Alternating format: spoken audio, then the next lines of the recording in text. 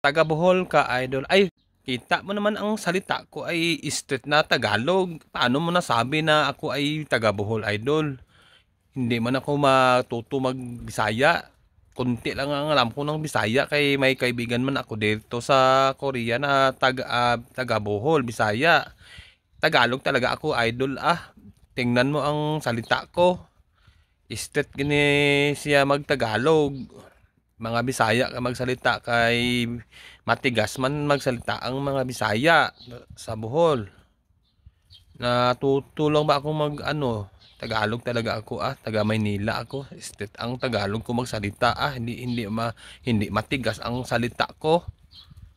Kaya wag mo akong mag-isipan na Bisaya na taga Bohol. Kay makikita mo naman talaga sa itsura ko at sa salita ay purong Tagalog.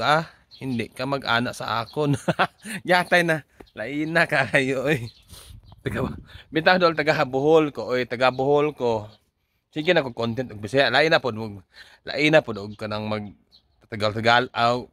Tagalog ta sa content na Bisaya tarang dako